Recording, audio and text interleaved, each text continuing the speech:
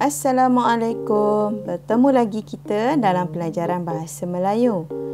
Pelajaran hari ini, cikgu akan teruskan dengan tajuk Simpulan Bahasa. Cikgu harap pelajar sudah bersedia bersama buku teks dan buku aktiviti. Mari kita mulakan dengan membaca doa belajar. Baik murid-murid, apa itu simpulan bahasa ya? Simpulan bahasa ialah ungkapan yang biasanya terdiri daripada 2 atau 3 perkataan dan mempunyai makna yang berlainan sama sekali daripada makna asal perkataan tersebut. Mari kita lihat contoh simpulan bahasa yang pertama, iaitu ayam tambatan. Apa itu ayam tambatan? Ayam tambatan ini bukan menceritakan tentang ayam ya. Tetapi maksud ayam tambatan ialah orang yang menjadi harapan. Murid-murid boleh lihat contoh ayat. Zikri menjadi ayam tambatan dalam pasukan bola sepak sekolahnya. Maksud daripada ayat tadi ialah Zikri menjadi orang harapan dalam pasukan bola sepak sekolahnya. Kita lihat yang seterusnya, simpulan bahasa hangat-hangat tahi ayam. Apa pula maksud hangat-hangat tahi ayam ni? Maksudnya ialah usaha yang tidak berpanjangan ataupun tidak bersungguh-sungguh untuk mencapai sesuatu yang diingini. Kita lihat contoh ayat. Cita-cita Lina untuk menjadi penyanyi hanya hangat-hangat tahi ayam sahaja. Maksudnya, Lina tidak berusaha bersungguh-sungguh untuk menjadi seorang penyanyi yang hebat. Cuba lihat gambar. Lina menyanyi tanpa menghiraukan suara dia merdu atau sumbang. Baik, murid-murid lihat contoh seterusnya. Simpulan bahasa mandi peluh. Apa maksud mandi peluh? Maksudnya ialah basah dengan peluh. Lihat contoh ayat. Pak Karim sanggup bermandi peluh dengan melakukan banyak pekerjaan untuk menyara keluarganya. Maksudnya di sini, Pak Karim dia sanggup buat macam-macam pekerjaan dalam satu masa. Asalkan keluarganya dapat hidup dengan selesa dan bahagia. Seterusnya, baik hati. Maksud baik hati ialah bersikap baik dan penyayang. Kita lihat contoh ayat. Amin sangat baik hati kerana menolong kawannya yang jatuh dari basikal. Jika kita lihat, gambar ini memang menunjukkan bahawa Amin seorang yang penyayang. Disebabkan dia sayang akan kawannya dan dia juga mempunyai hati yang baik, dia sudi membantu kawannya yang dalam kesusahan. Seterusnya, simpulan bahasa ada hati. Maksud simpulan bahasa ini ialah ada keinginan. Kita lihat contoh.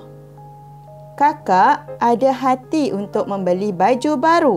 Maksud bagi ayat tadi, kakak mahu ataupun kakak teringin untuk membeli baju baru.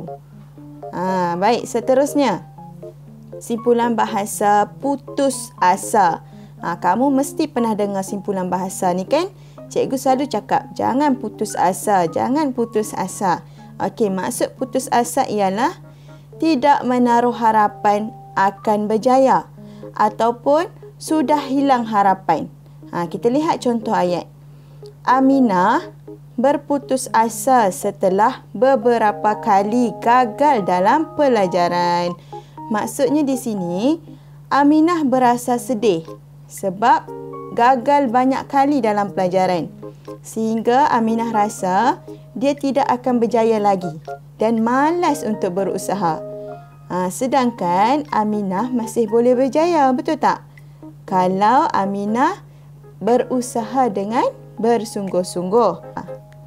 Okey, kita lihat contoh simpulan bahasa seterusnya iaitu suka hati. Apa maksud suka hati ni? Maksudnya seronok.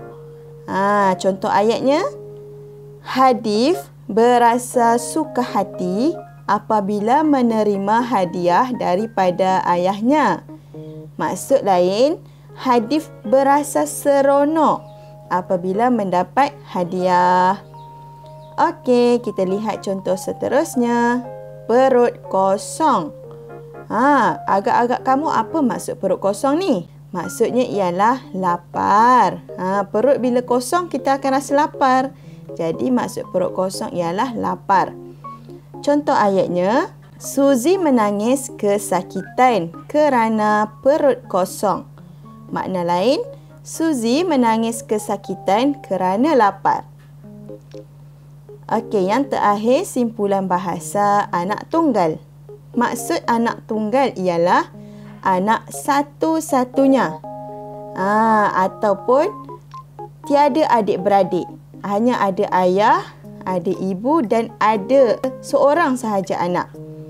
Baik, kita lihat contoh. Ali ialah anak tunggal dan menjadi manjaan kedua ibu bapanya.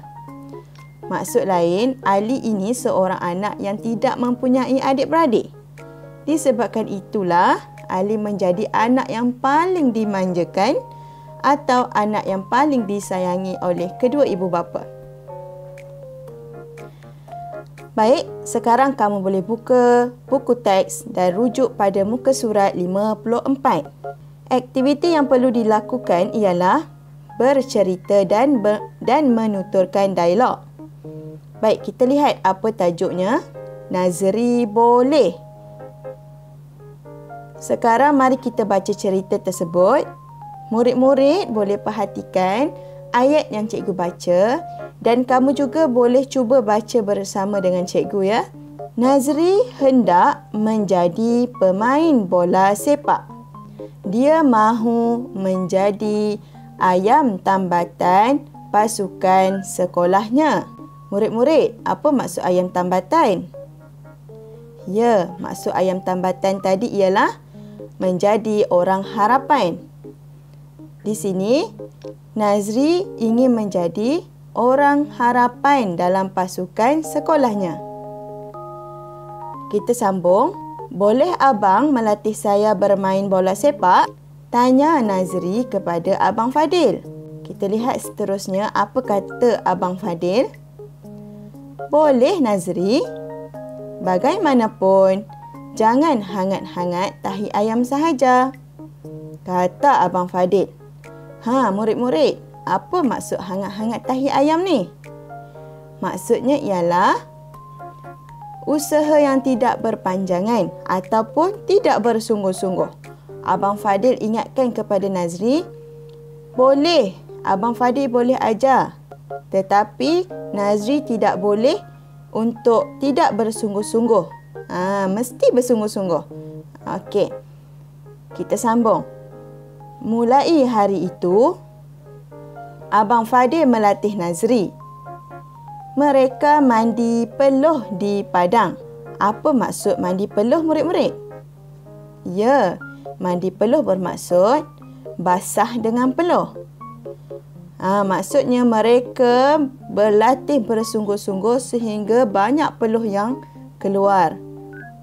Kita sambung. Terima kasih kerana baik hati melatih saya.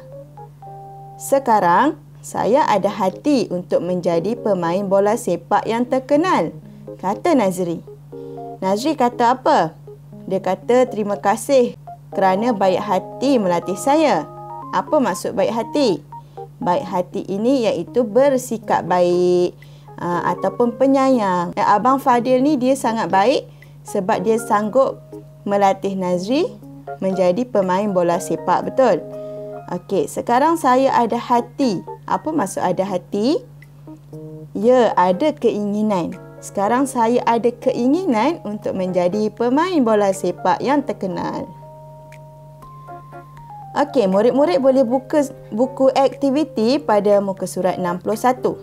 Aktiviti 4. Lengkapkan cerita dengan simpulan bahasa yang sesuai. Kemudian, sampaikan cerita. Di bawah ada 5 jawapan simpulan bahasa. Kamu perlu isikan jawapan tersebut ke tempat kosong di bawah mengikut kesesuaian cerita. Baik, kita lihat satu persatu. Pelajar boleh rujuk kotak info di bawah ya. Okey, kita lihat kotak pertama. Simpulan bahasanya ialah putus asa. Maksud putus asa ialah tidak menaruh harapan akan berjaya ataupun tidak bersungguh-sungguh. Yang kedua, kotak kedua, suka hati bermaksud seronok. Kotak ketiga ialah baik hati. Apa maksud baik hati? Bersikap baik dan penyayang. Kotak keempat, perut kosong. Maksudnya lapar. Dan kotak yang terakhir, anak tunggal. Maksud anak tunggal ialah anak satu-satunya ataupun tiada adik-beradik. Okey, sekarang mari cikgu bantu kamu baca cerita tersebut. Kemudian kamu kena pilih sendiri jawapan yang sesuai. Okey? Puan Alia ada tempat kosong bernama Fatin. Puan Alia, ibu yang tempat kosong. Dia hendak mengajar Fatin berenang. Sebelum berenang, Fatin mesti makan. Kita tidak boleh berenang dengan tempat kosong, kata Puan Alia. Kemudian apa kata Fatin? Baik, Mama. Setelah berlatih beberapa kali, Fatin masih tidak dapat membuat apungan air. Cuba lagi, Fatin. Jangan. Tempat kosong, kata Puan Alia. Seterusnya, Fatin berusaha dengan bersungguh-sungguh. Akhirnya, Fatin berjaya berenang. Dia tempat kosong. Kamu rasa jawapan apa yang sesuai? Setelah kamu siap, kamu perlu hantar tugasan kamu pada cikgu. Sebab apa? Sebab cikgu nak tengok kamu berjaya atau tidak menyelesaikan cerita tadi dengan betul. Okey? Itu sahaja untuk hari ini. Kita jumpa lagi di lain hari dan waktu. Terima kasih dan Assalamualaikum.